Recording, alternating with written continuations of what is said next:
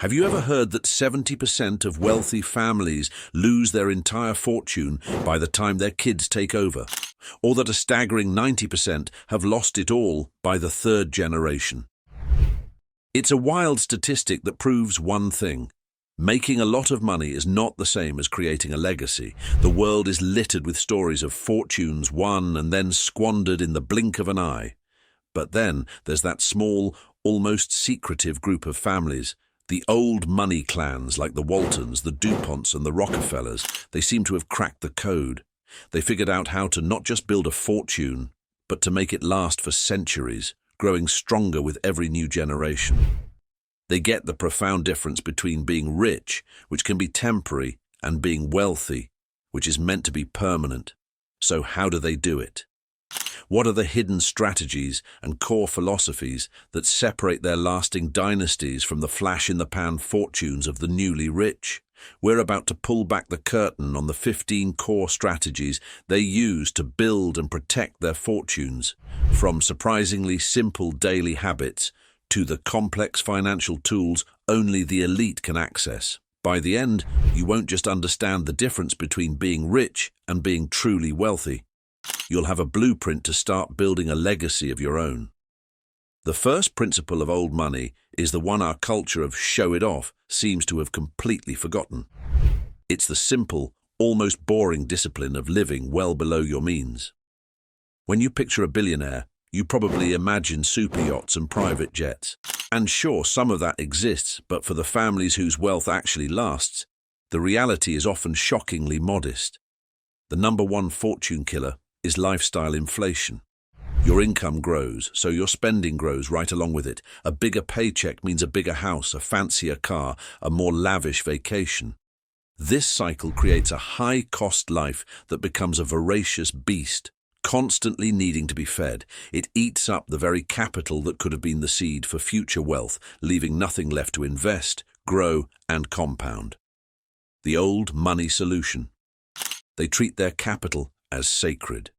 They understand a fundamental truth. Wealth isn't measured by what you spend, but by what you keep and grow. They see their assets not as a piggy bank for personal fun, but as a resource to be managed and passed down. This mindset shift is everything. A perfect example is the Walton family, founders of Walmart. Despite a fortune that's almost hard to comprehend, their personal lives are famously down to earth. Sam Walton famously drove a simple Ford F-150 pickup for years. Long after he became a billionaire, this wasn't a PR stunt, it was a core value. By sidestepping flashy spending, they ensure the vast majority of their fortune stays invested, compounding year after year. This single habit is the engine that powers the entire wealth machine. They know that every dollar not spent on a new luxury car that loses value is a dollar that can be invested in an asset that gains value. That is lesson number one. Once you've saved the capital, the next job is to make it grow, but in a way that protects it from the market's inevitable storms. The mistake most new investors make is putting all their eggs in one basket. They might have all their money in stocks, or even worse, in the stock of a single company.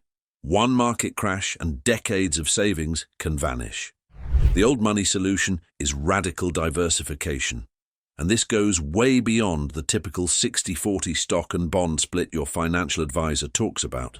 Old money thinks in terms of a global, multi-asset portfolio built to survive anything. They spread their wealth across a huge array of classes. Yes, stocks and bonds, but also commercial and agricultural real estate, private equity in companies yet to go public, and natural resources like timber and minerals that can hedge against inflation. The DuPont family is a masterclass in this strategy. Their wealth, born from industrial manufacturing, has been meticulously spread out over centuries.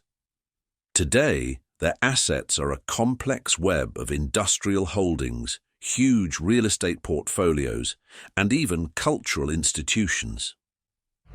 Their Winterthur estate in Delaware isn't just a historic mansion. It's managed as a museum and cultural center that generates revenue. This extreme diversification means that if one part of the economy is down, another is likely up, creating a stable base of wealth that can ride out any storm. Inside that fortress of diversification, there's one asset class that has always held a special place for the ultra-wealthy: real estate. For old money, land and property are the ultimate long-term plays. The problem with assets like stocks is that they can feel abstract and their value can evaporate in a market panic. The solution is owning tangible, income-producing real estate. It's a golden goose with two benefits. First, it provides a steady stream of cash flow from rents. This cash flow gives the family the money they need to live without ever having to sell their core assets. Second, real estate tends to appreciate over the long haul, acting as a powerful shield against inflation. Old money families don't just buy property, they own and manage it for generations, treating it like an active family business. Look at the DuPonts Winterthur estate again. It's more than a fancy house, it's a brilliantly managed asset. As a museum and garden, it brings in money from tourism, events, and programs. This turns a massive expense, the upkeep on an estate like that is insane, into an income source. It leverages the family's own history into a brand that generates financial returns and public goodwill. For these families, real estate is the physical manifestation of their legacy, a piece of the earth that grounds their fortune. One of the biggest threats to generational wealth isn't a market crash, it's the family itself. Money can be squandered by irresponsible heirs, destroyed by divorces, or lost to lawsuits. A fortune built over a lifetime can be wiped out by a single bad decision from a descendant. The old money solution is one of their most powerful and well-guarded weapons: the trust. A trust is a legal structure that holds the family's core assets, stocks, real estate businesses, and is managed by a professional trustee. The heirs don't own the assets directly. Instead, they receive distributions according to rules set up by the person who created the trust. This setup is genius. Because the heirs don't technically own the assets, the wealth is shielded from their personal drama. If an heir gets divorced, their spouse can't touch the trust. If they get sued, creditors can't get to it. It also stops a reckless heir from selling off the family's main assets to fund a wild lifestyle. Families like the Mellons have used these dynasty trusts for generations to protect their fortune, ensuring the core wealth stays intact no matter what. When a family's wealth gets massive, managing it all, the investments, the trusts, the real estate, the taxes, the charity, becomes a full-time job for a whole team of people. Relying on a random assortment of outside advisors can be a recipe for disaster. The solution, pioneered by the Rockefeller family back in the 19th century, is the single-family office. Think of it as a private company whose only client is the family. It's the command and control center for the family's entire financial world. A family office has in-house experts handling everything: investments, legal affairs, tax planning, and even personal services like managing properties and staff. The Rockefeller Family Office, established in 1882, was created to manage John D. Rockefeller's insane wealth as one unified portfolio. This centralized structure ensures everything is managed with a single long-term vision. The office's only loyalty is to the family, eliminating the conflicts of interest you'd get from a bank trying to sell you its own products. It professionalizes the family legacy and runs it with the same discipline as a major corporation. While a family office is for the absolute top tier, many other old money families use a related service: private banking. Standard retail banking just isn't built for the complexities of major wealth. You need more than a checking account. You need discretion, specialized services, and access. The old money solution is to build deep, multi-generational relationships with elite private banks. This offers a few key advantages. First is privacy. Old money values discretion, and these banks are built for it. Second is access to bespoke services, like specialized loans using art or real estate as collateral. Most importantly, private banking is the key to the inner circle. It unlocks exclusive investment opportunities that the public never sees: placements in hot startups, shares in exclusive hedge funds, or chances to co-invest with the bank on huge projects. This deal flow is a massive advantage. Families like the Mellons and the Bronfmans have used these relationships not just to manage their wealth, but to actively grow it by getting into these protected, high-return investment circles. All right, we've just laid out the foundational pillars, the mindset, the investments, and the legal shields. But how do these families turn that wealth into true power and a lasting legacy? That's what's next. If you're getting value from uncovering these elite strategies, do me a favor and hit that subscribe button and the notification bell. We break down this kind of knowledge every week to give you the tools to build your own financial fortress. Now, let's get into how they manage their influence. To most people, philanthropy looks like simple generosity, but for old money families, it's a powerful, strategic tool. The problem with having huge wealth is that it can attract negative attention and, more practically, huge taxes. The old money solution is strategic philanthropy. This isn't just writing random checks. It's about building institutions that serve two goals. First, it creates a positive public legacy, tying the family name to good works. Second, it offers incredible financial advantages, especially for taxes. By creating a private foundation, a family can donate assets like highly appreciated stock. They get a tax deduction for the full market value of the stock, and they completely avoid the capital gains tax they would have paid if they sold it. The foundation can then sell the stock tax-free and use the money for its charitable mission. It's a brilliant way to control a legacy while optimizing a tax bill. The most famous examples are the institutions created by the titans of the Gilded Age. The Rockefeller Foundation has been a global force in medicine for over a century. The Carnegie Endowment for International Peace and the thousands of Carnegie libraries cemented Andrew Carnegie's legacy. They prove that doing good and doing well can be two sides of the same coin. You can have all the money in the world, but if the next generation doesn't know what to do with it, it's gone. Old money families know that the most valuable assets don't always show up on a balance sheet. That's why they invest just as heavily in people as they do in portfolios. The solution is a deep, sustained investment in elite education and the networks that come with it. It starts with private schools and tutors, grooming heirs from a young age to be responsible stewards. Then comes the capstone, elite universities. While the education is important, the real prize is the network. The connections forged in the halls of the Ivy League or at Oxford and Cambridge are a form of social capital that pays dividends for a lifetime. These networks provide access to future business partners, investment deals, and political influence. The Mellon and Bush families are prime examples. The Bush family's path through institutions like Yale and its secret societies like Skull and Bones is a textbook case of how elite networks can be the foundation for both political and financial dynasties.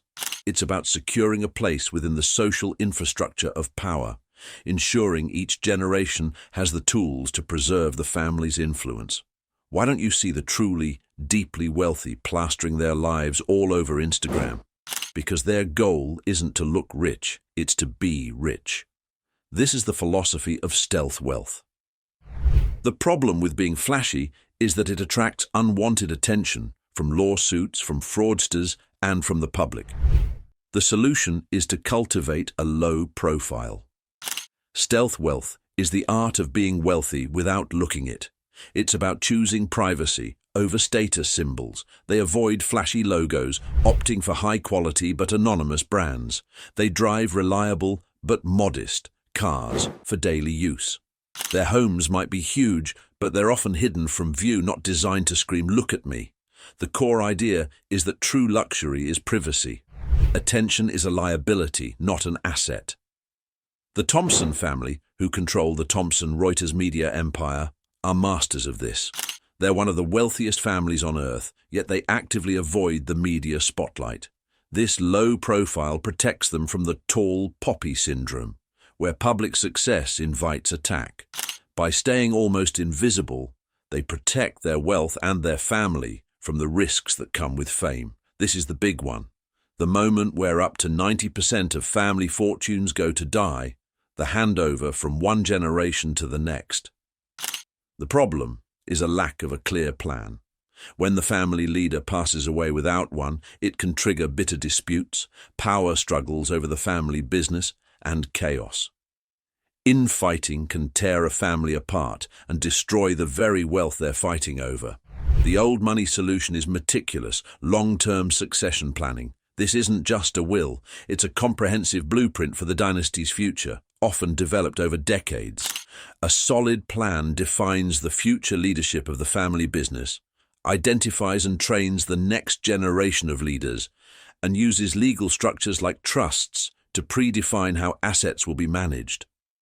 It also establishes a system of family governance, like a family council, to resolve disputes and make collective decisions. It's about treating the family legacy like a serious institution that requires a clear plan to survive.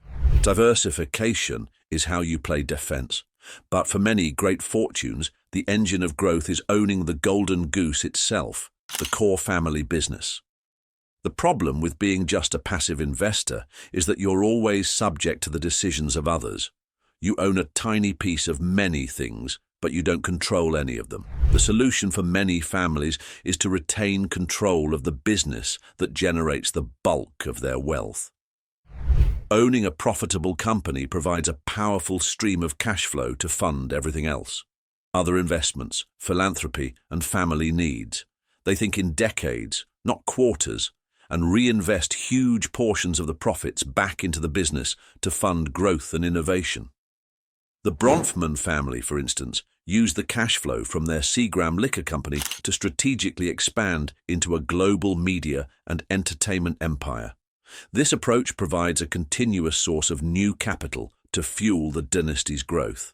Think about wealth that works for you even while you're sleeping. That's the power of intellectual property. The problem with a traditional job is the income stops when the work stops. The solution is to own assets that generate passive income through royalties. Intellectual property, patents, copyrights, trademarks can produce income for decades with little extra effort. A patent on an invention, the copyright to a hit song or book, or a trademark on a famous brand can become a financial annuity that pays out for generations. Every time a book is sold, a song is played, or a patented technology is used, a royalty payment is generated. This creates a diversified, passive income stream that isn't tied to a physical location or business. In our digital world, the value of IP is only growing. It's the modern equivalent of owning land. Now let's talk about wealth you can hang on your walls. Beyond stocks and real estate, old money has always understood the value of art and rare collectibles. The problem with purely financial assets is they can be vulnerable to inflation and currency risks.